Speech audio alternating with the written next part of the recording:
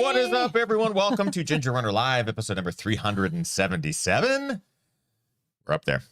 We are up there. We're almost, I mean, it's kind of wild to think that we're almost at 400 episodes of Ginger Runner Live. Yeah, it's going to be crazy. We're going to be there before we know it. And we'll have to do some sort of big celebration, have a lot of fun on that episode. Tonight, episode 377, I'm excited because we get to talk about a race that neither Kim and I have run, but we're more fascinated by than pretty much any other race that we've ever heard about, the Dipsy. We're talking about the Dipsy tonight with this year's champion, Mark Tatum. He's going to be joining us on the show tonight. 61 years old, just getting started. He's been, I believe he's attempted this race before, and this was the year that he won. And I can't wait to find out how it all works, how it all goes down, and how he did it. The trophy's insane. You probably saw it in the thumbnail of this episode, but well earned. And I'm really excited to catch up with Mark Tatum tonight on the show. Sit back, relax, everyone. Ginger Runner Live, episode 377 begins now.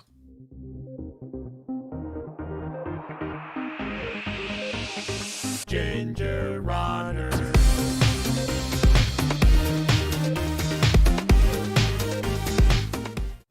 Yay! What is up, everyone? Welcome to Ginger Runner Live, episode number 377. Thank you for taking some time out of your busy Tuesdays to spend a little bit of it with us. Before we even dive into the show, I just want to point out or make mention of the fact that the Pacific Northwest is undergoing one hell of a storm system.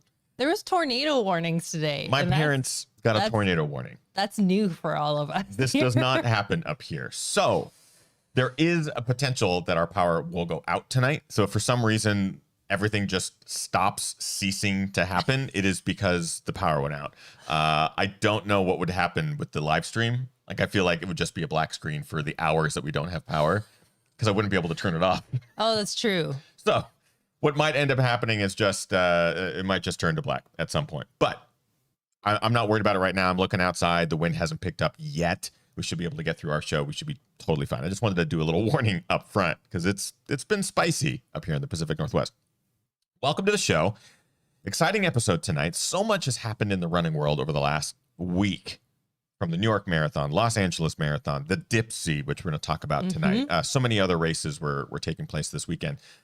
The Dipsy, though, is the one that we're going to focus on tonight. It's a race that's fascinated both Kim and I for years. We've had guests on the show that have run this race multiple times. We had Alex Varner on. We love having Alex on to talk about Dipsy because he has a close personal connection to that race. Yeah. But every time we talk about it, it sort of gets people excited about this random 7-ish mile run in Northern California that has a really cool aspect of handicap for it. Depending on your age, will put you in a different place. So we have people from all over the age range that have won this race. So it's really, really cool how it sort of equalizes, the great equalizer. Tonight, we are very fortunate to welcome the champion of the 2021 Dipsy race. Mark Tatum is going to be joining us on the show tonight, and I can't wait to pick his brain about this race, his history with this race, training, and all that good stuff. But of course, before we introduce our guest, Kim, you're in the live chat. Hi. Hi, how are you? Good. Hi, everyone. Kim Tashima Newberry here, as always. If you're new, say hi in the chat. We already have some new names popping in, which is awesome. So make sure you pop in and say hi. And as always, we are live. So if you have questions for our wonderful guest, Mark, or about the Dipsy, please ask them in the chat room. There's already a great comment in there from John saying, I want to be like Mark when I grow up. By the way, I'm 56. Yeah, I also want to be like Mark. 61 years old, just getting started, just won the Dipsy. Like this is exciting because that's sort of what separates this race from so many, is that it really is sort of a great equalizer. And it will be super fun to chat with Mark tonight. Before we introduce him, though, we do have some individuals we'd like to thank at the top of every Ginger Runner Live, and that is our GR crew. It is because of them that we're able to do these live streams, our daily live streams called Daily Brew, our reviews, our films, everything. It is because of our GR crew. If you would like to join the GR crew, it's very easy to do. Just head on over to patreon.com/thegingerrunner. All tiers get access to our after shows. The $5 tier get access to our daily live stream, and the tiers go up from there with some really awesome perks. Music behind the scenes. I do all the music for the movies and a whole bunch of good stuff there. We also had a kind of a grand unveiling last week about some new stuff upcoming, and our GR crew got first look. Sneak peek. So it's pretty awesome. Three individuals in particular at that top tier we like to thank one-on-one. Brian Sands, longtime supporter of the show, of the channel, of the community. a truly inspiring individual. We love to give Brian a shout out at the beginning of every episode. Rick Bjarnason as well, out of British Columbia. He's an ultra runner, super stout dude, and also web designer. He redid the gingerrunner.com website. His company, cheekymonkeymedia.ca. They're wonderful. Love working with him and them. And finally, Brendan Quarrell out of Australia, longtime supporter. Brendan is currently training for the Yu Yang's hardcore races in Australia. There's a whole variety of distances. He's taking care of all the distances on his journey to the 100-mile distance in 2025. So we're excited to follow along. So exciting. Thank you to those three individuals and to our entire GR crew. Without further ado, I would like to introduce our wonderful guest. He's been so patient. Mark Tatum, all the way from Colorado, the champion of the 2021 Dipsea race. Yay! How are you, my friend? I'm great. Thank you so much for having me. This is a great opportunity to talk about my favorite race. I love that you say that, because everyone who we have talked to about Dipsea has mentioned it's their favorite race. Yeah, I feel like people who run in the community around the Dipsea race, like people are all in. They're all in on it. Which I love. Yeah. And I want to point this out. We can kind of start here, because this is sort of what makes your win even extra unique, is that you don't live in California, and you were the first non-Californian resident to win the race since 1986. Is that correct? Right, and it was another Coloradoan who won in 1986, Gail Scott. Wow. So it's been a long drought. Wow. And that just goes to show how much the Dipsea favors, the local knowledge, the people who understand, who know the trail and get to practice on the trail and know the shortcuts, because that's part of the Dipsea too, is finding your way. That's probably one of the exciting things I think about this race, is that there is different lines and routes that you can take. They're all similarly close, but they have varying degrees of benefit. There's people in the chat that are watching on the podcast version. They may not know about the Dipsea. They may not know that it's not your typical race. It's not your typical race. Yeah, Mark, can you help us sort of set the stage of what the Dipsea is? And then we'll start getting your connections to it. But what truly helps separate this race?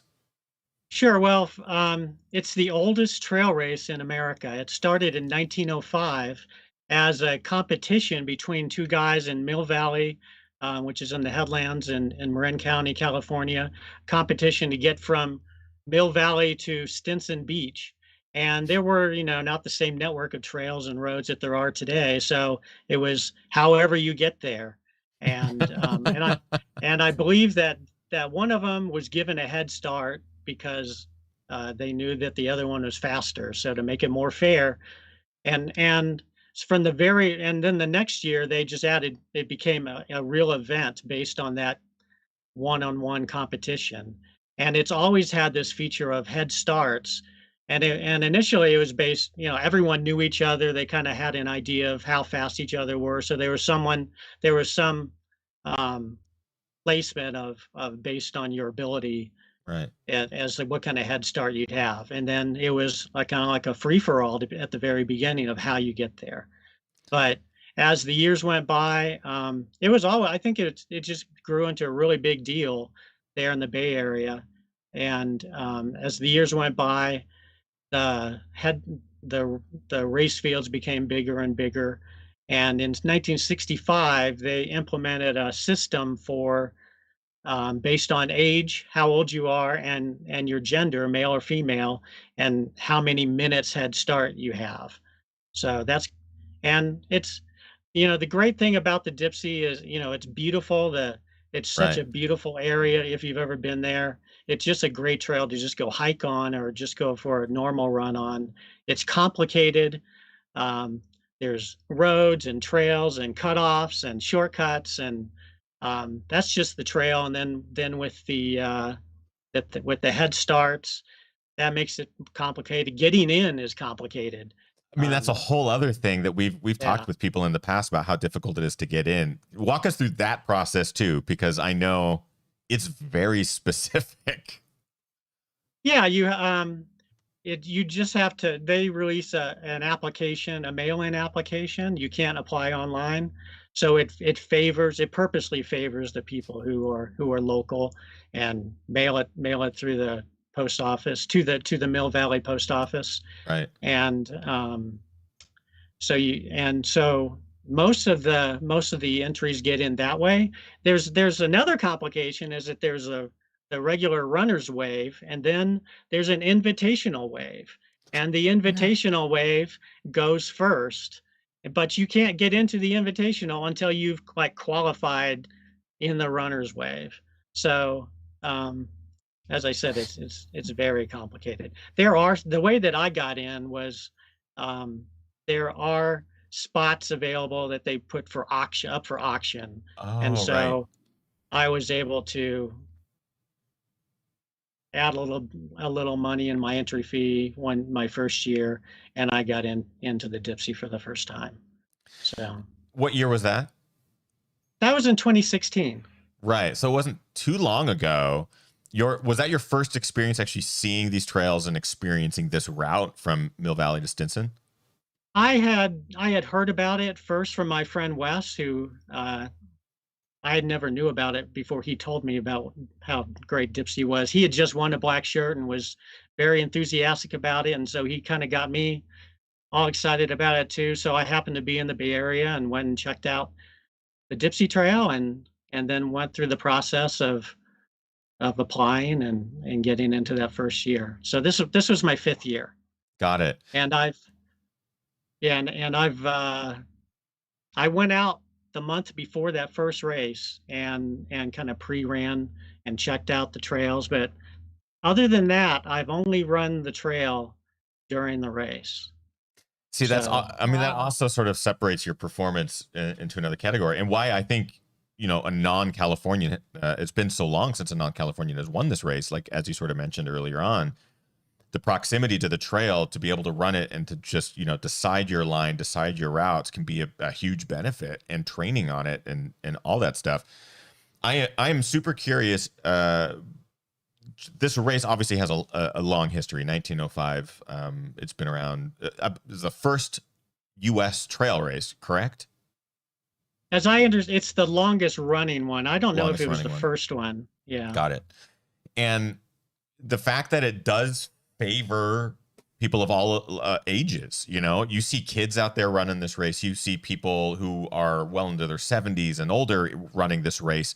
And it seems to be just accessible to so many different ages. And I absolutely love this about the race this year. Running it, did you have was it the same number of starters? Did you see that diversity at the start line as in years previous? Like, how did maybe this year's sort of situation with the pandemic and things like that alter how the race started, or was it the same?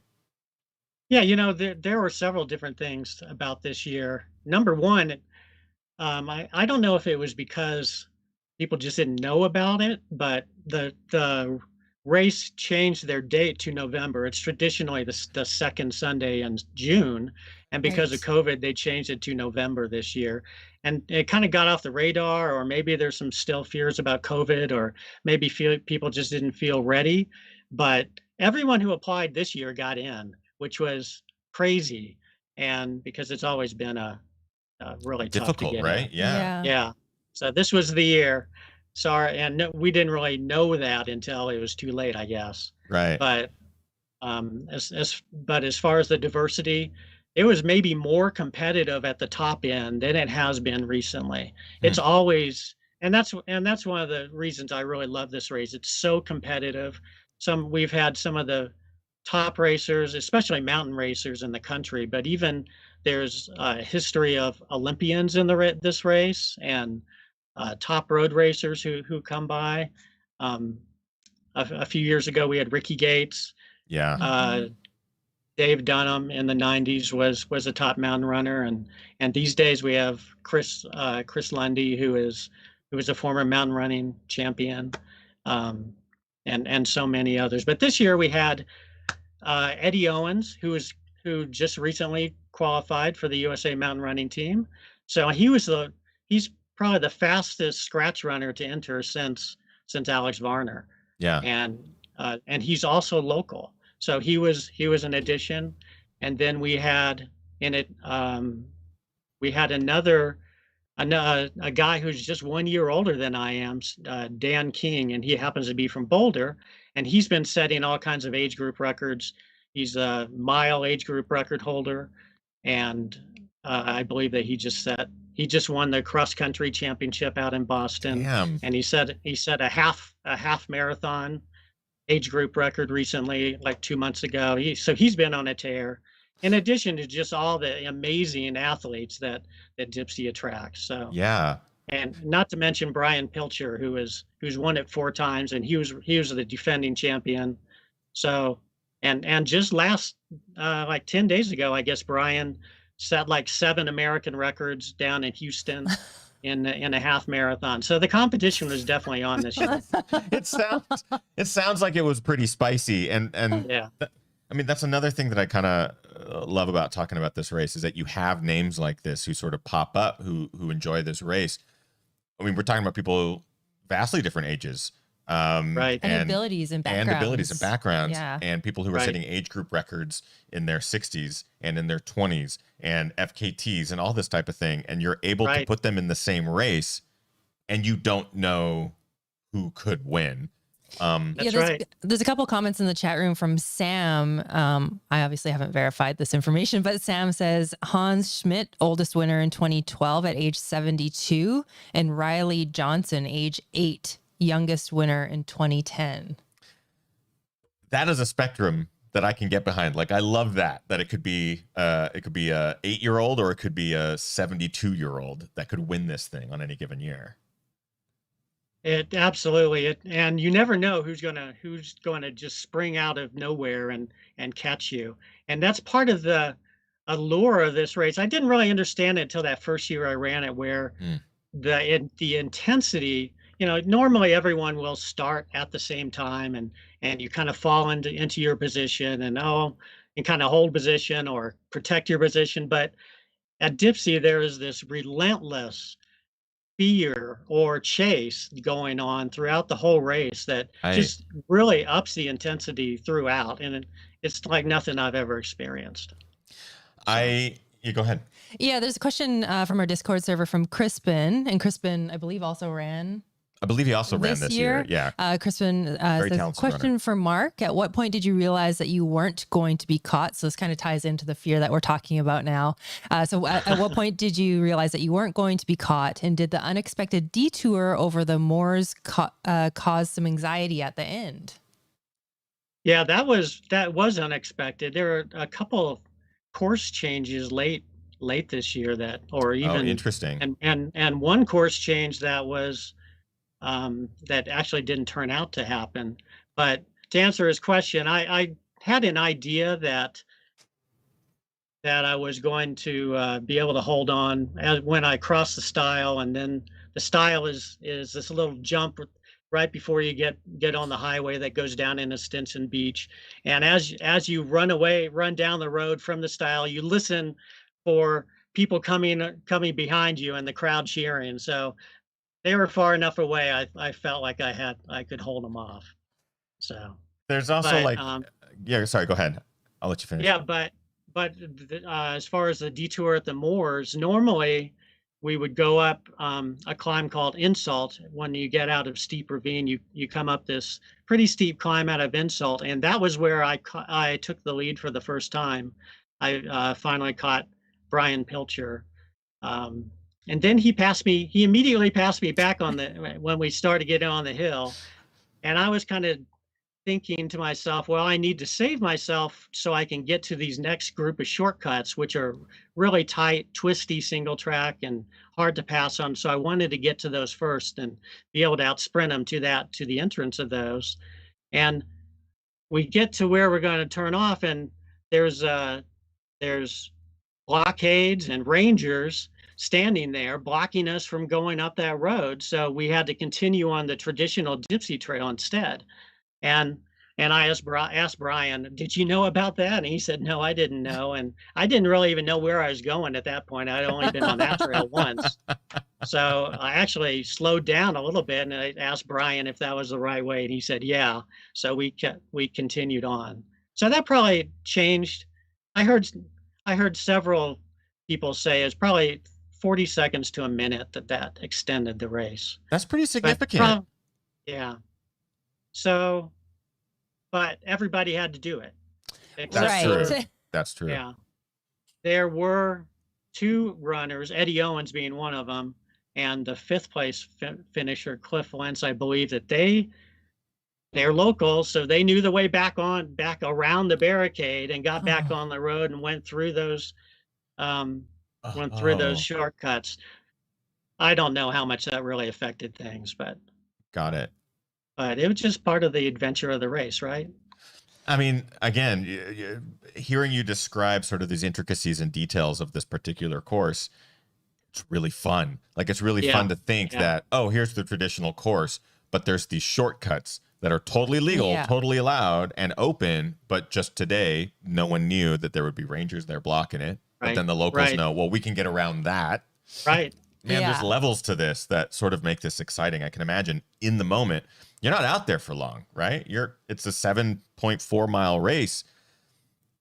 That goes by quick. So you have to make these decisions pretty dang quick. Did you doubt your decisions in some of these routes? Well, honestly, most of the shortcuts are well known, and actually the race volunteers direct you to the shortcuts or give you the choice. So you come up to one of the big ones is what's known as Suicide, which is a really steep hill, and you can take the traditional Dipsy Trail and go around it, or you can go down Suicide and take the shortcut down to Redwood Creek. So it's more of a choice in those situations. There are some shorter shortcuts that I don't know about, but I know that many of those were closed off because of COVID down in the Mill Valley area. Interesting. Right. So, is anything off limits? Yeah, oh yes. There's more and more parts that seem to be off limits each year as development or as parkland. There's kind of this tug of war between protecting the parks and people who own land and don't want runners just randomly crossing their property. So, there's a tension there, and frankly, that's part of. It's amazing that the Dipsy has lasted as long as it has in the form that it has. It's really been decades of different groups of volunteers. It started with one organization group, and then it moved to another, and then during the Depression, it actually was not run for a couple of years until they could get more people to be the race organizers. But it's taken really a lot of energy to make this unique and fantastic event, and keep it for us. And I'm afraid that we're going to lose it in the form that it is if we're not able to navigate some of the new barriers that we have now. That's interesting that you bring that up, because every time we've talked about this race on the show and we've heard people who have raced it tell the stories of it, my brain immediately goes to, how is this even possible this day and age, whether it's with Forest Service, forest land, private land, things like that, permitting issues. As race directors, we know that permitting can be a huge hurdle. Right. Plus you have, it starts in a city, it finishes in Stinson Beach. So there's a lot of like community-based support that if it has to be there. A lot of people have to get along in order for it to actually there happen. has to be a lot of getting along with everyone. So it's amazing just how important I think this race is, and historic races like these are.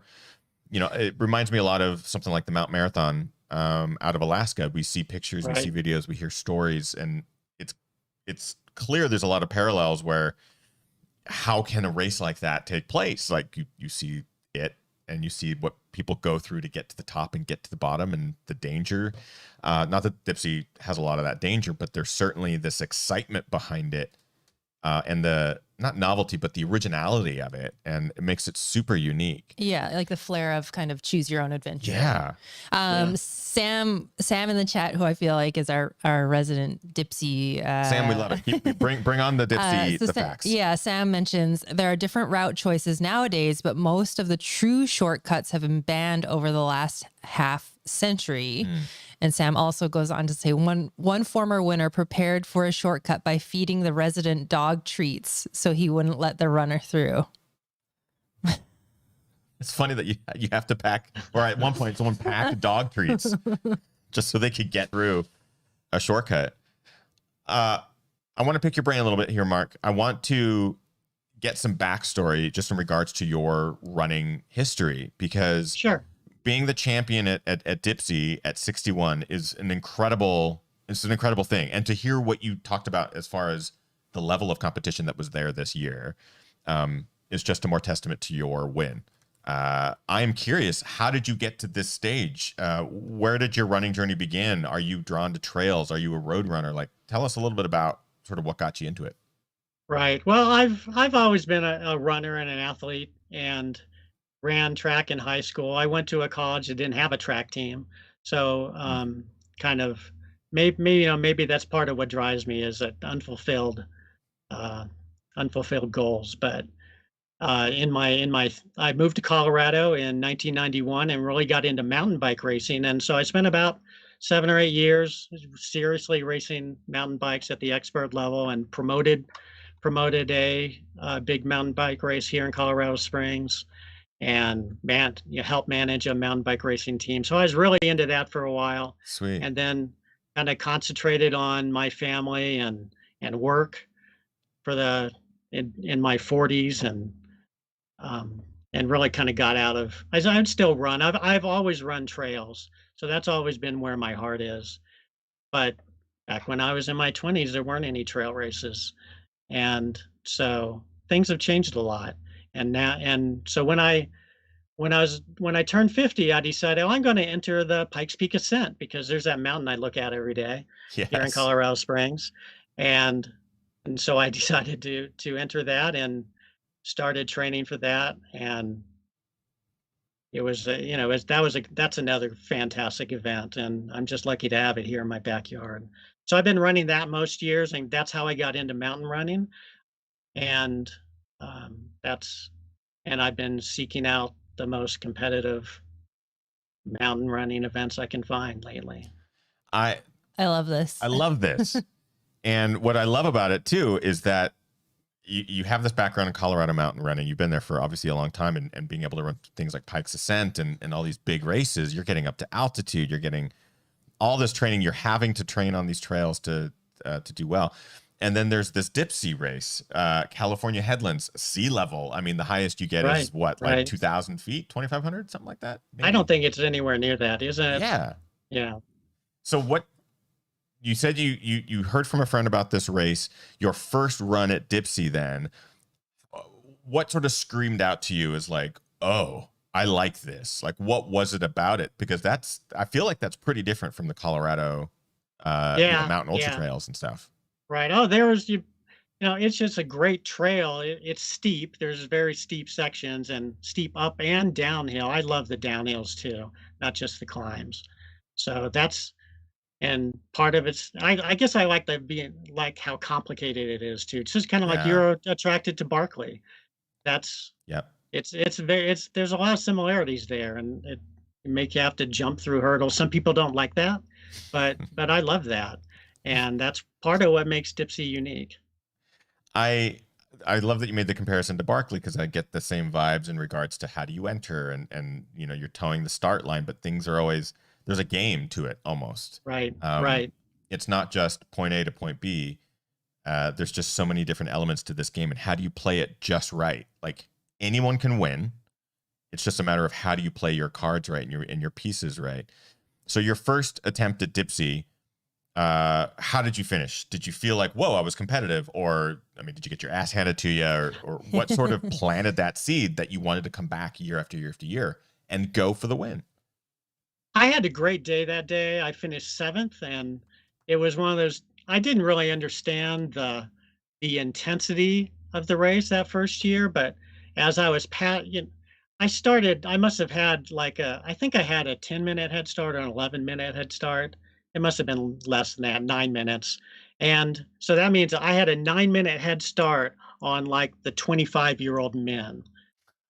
And I love this, because it's just getting chased, right? Because you get to go out there and you're like, I'm running, but I'm getting chased by these children. And not only that, I had read up on the history of Dipsy at that point. So Dipsy is the only race that gives all of its former champions head starts, because here I was passing all these people, these famous runners that I had read about, but now they're in their 60s and 70s. And I just, oh my, here, how am I catching these people? And hi Diana. And that just really touched me emotionally while I was racing that and catching them. And then I was running through one of the last shortcuts, and Ricky Gates says, "Hey, I'm on your left." And and Galen Burrell, jogs by just after that. So that was an awesome day. I was lucky to finish 7th, and so that hooked me, that intensity.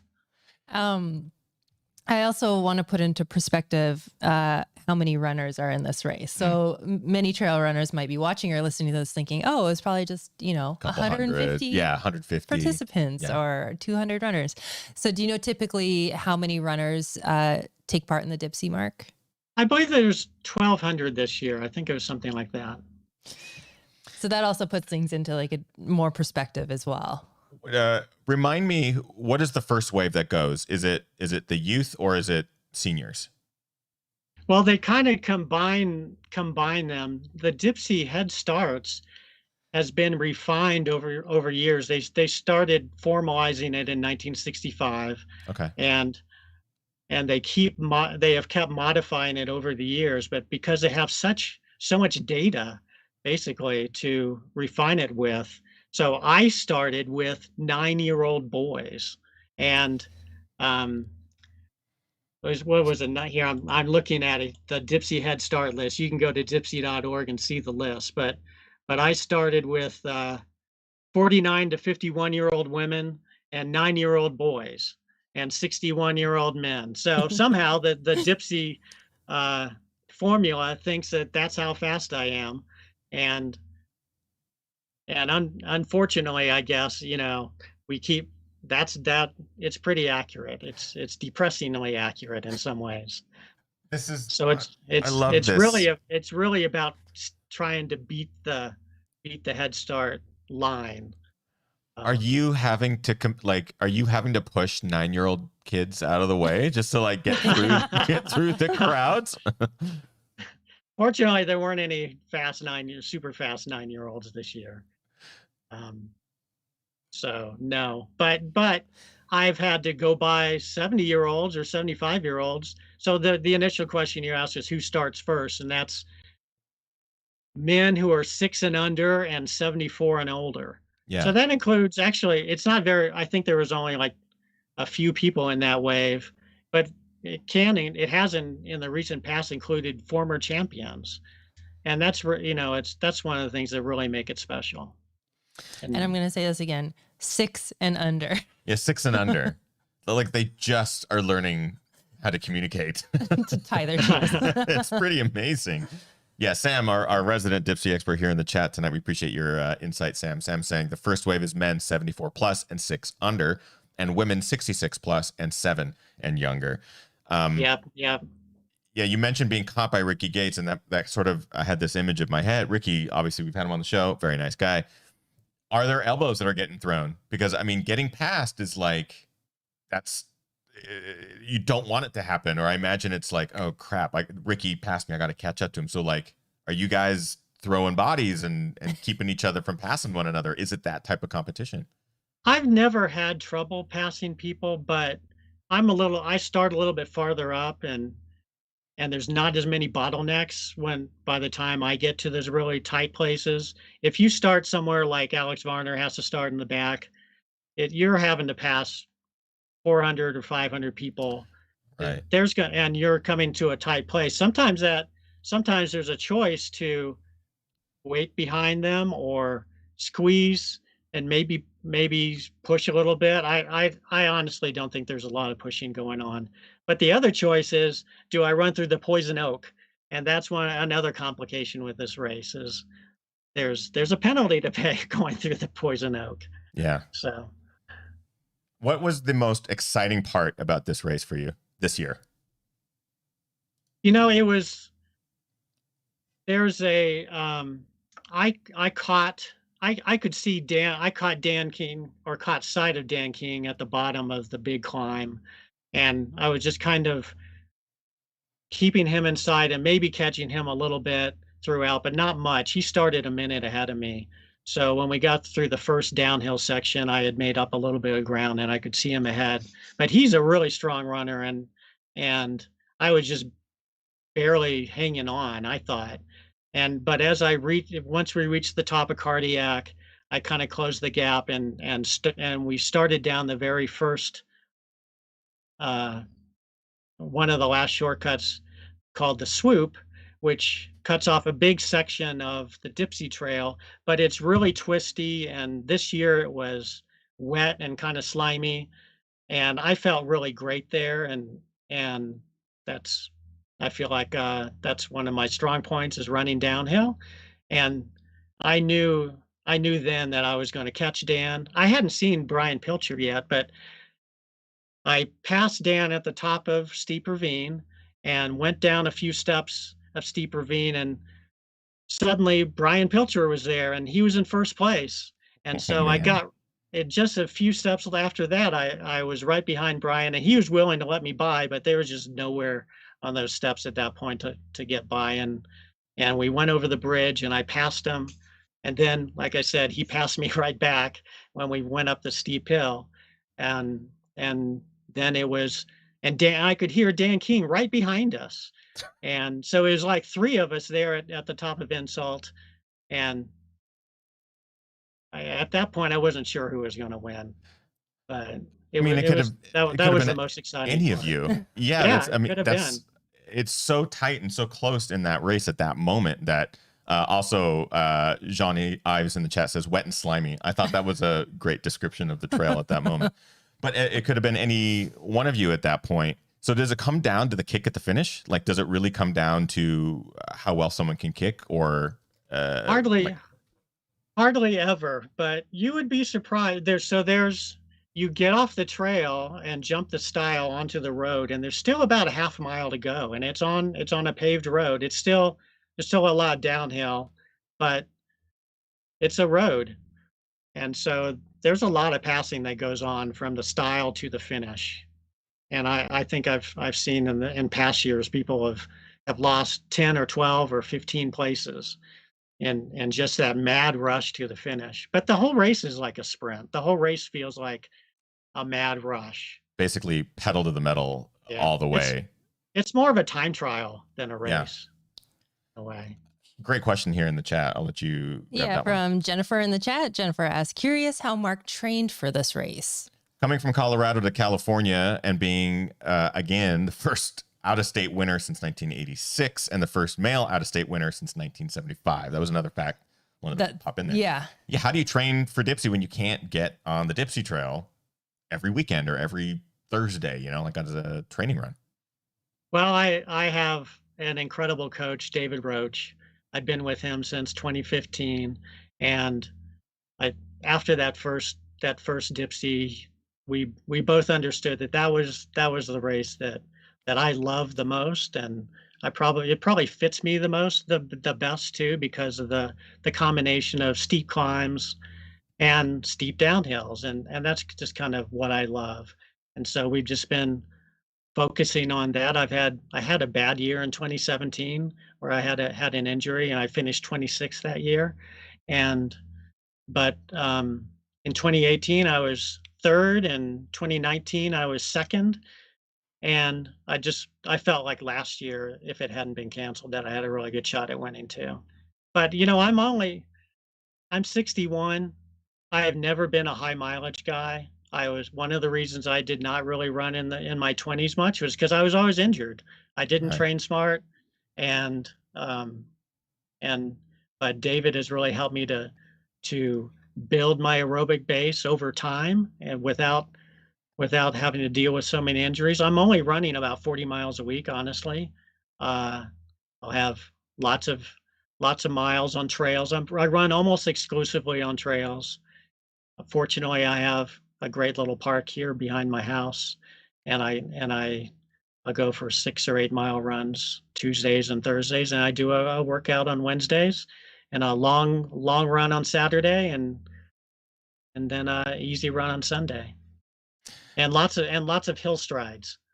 Yeah, David loves to throw those in. I had those today, actually. It's kind of like, oh yeah, I forget I have my regular 6-mile run plus an additional bunch of hill strides.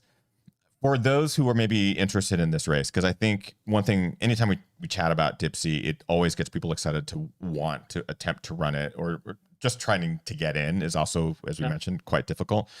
What sort of advice do you have? Because obviously you have quite the experience now with 5 years under your belt, and being able to place top 10 in a majority of those races is like incredible, and being able to win this year. What sort of advice do you have for people who are in your position where they don't have the Dipsy in their backyard? They want to get into this race. They want to experience what you've talked about. What sort of advice would you have for them? To just commit and do it. There is a way in, and that's through the auction process. They have traditionally they've had 100 spots open to auction. So how much do you really want to do it? Yeah. And is it worth waiting a year to try to get into the lottery, or are you willing to spend a little bit more to get in? So they do provide that option. And I'm sorry, I just drove up the auction price. Yeah, I think we've talked about the auction actually here on the show in the past. Like Alex has brought it up, and it is a great way for people to be able to run it that might not have the ability to drop the letter off literally on the day, right? And that money, the Dipsy organization is nonprofit, and all those funds go to maintaining the trail. They give scholarships to local athletes. So I feel like that it's well spent money. Yeah. Yeah. It is amazing to chat with you a little bit about this race, Mark, and to sort of hear a little bit of your story. And there's still some questions here in the chat room, kind of in regards to your training, like what your training week looks like. And I'll sort of wrap this up by asking a very similar question to that, sort of paralleling to that. At 61, you just crushed the Dipsy. You just won the Dipsy. We are in our 40s, and we want to be where you are, right? Like we want to be in our 60s and just absolutely crushing the trails and races and getting excited about doing things like the Dipsy and stuff like that. What sort of advice or guidance could you provide to those of us who want to have long running careers and be able to be competitive and train well as we continue to age and we want to be able to race and stuff like that? What sort of advice would you give people in that regard? Right. It's about consistency, but it's also about having the maturity to do the things that are going to make you consistent. Don't go out and do silly things that are going to get you injured. Listen to your body. Don't put yourself in a position where you have to take a month off because you have a strained whatever. And sometimes that's hard, but that consistency is the key to aerobic development and also strength. I feel like I'm in better shape than I've ever been in my life, which seems totally crazy, but it's because I've been able to maintain through the help of David, maintain that balance and not have the high peaks necessarily maybe that I might have, but to maintain a more balanced perspective. And I don't really take weeks off or months off. And the other thing to answer your question is think long term. Don't think about just your next year goals. Think about what are your goals in 5 years. And as athletes, we develop over long periods of time. And that's something I've noticed with other athletes that what's your 5-year plan and where are you going to be in 5 years? Right. That's what matters. Excellent advice, Mark. Again, just a joy to chat with you, and it's awesome to have you on the show. I get excited about Dipsy every time we talk about it on the show or have a guest on that talks about it. So I need to figure out how to get that posted envelope into their post office in time. But we are going to wrap up our main show here with Mark Tatum, the winner of this year's Dipsy, but we will move into the after show with Mark. Of course, we have some residual questions that we'll ask there. But Mark, because this is your first time on the show, we have a little segment on the show that we call the Quickie Question Quiz. It is very simple. Basically, it's a rapid fire series of very easy questions. You give me the first answer that comes to your head. When you are ready, give me the thumbs up and we'll just dive right on in. Okay, let's go. Here we go. What was your very first race? The Sealy 5000 in 1978. What is your favorite place to run currently? Probably Garden of the Gods. Oh, nice choice. Road or trails? Trails. Bucket list race? The Dipsy. And to be able to say that you won your bucket list race is a pretty cool thing. Favorite running movie? Chariots of Fire. I really connected with that on a lot of different levels. And so, yeah. Good choice. Guilty pleasure TV show? Ooh. I really don't even watch TV shows these days, but Formula One racing. How about that? That's a good one.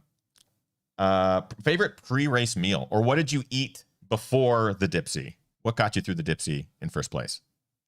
I had a Cliff Bar and a Monster.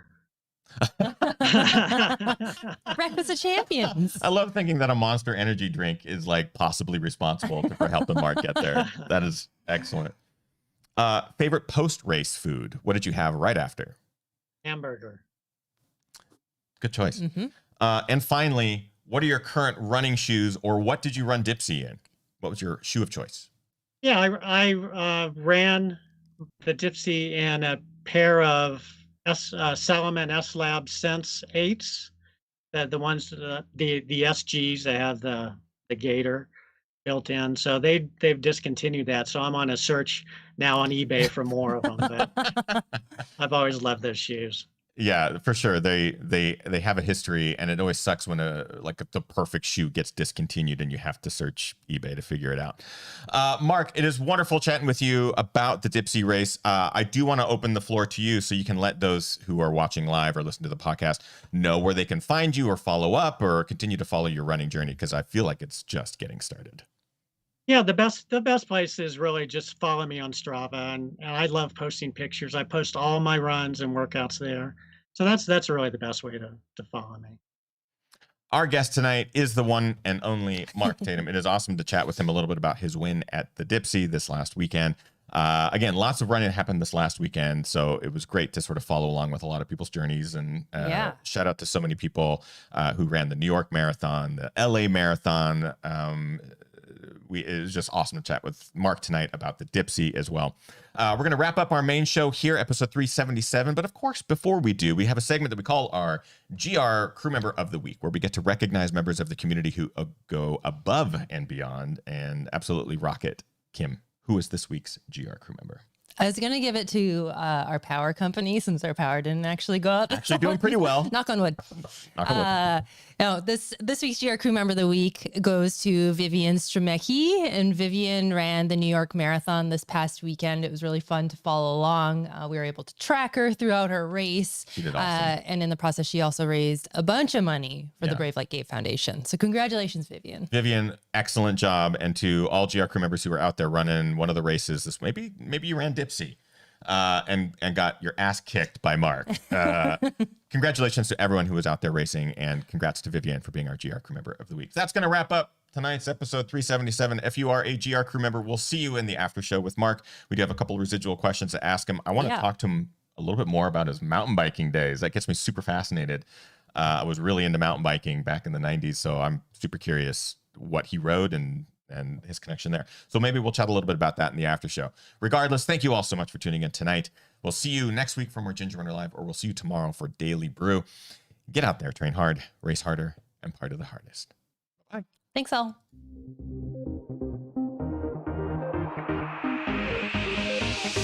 Ginger Runner.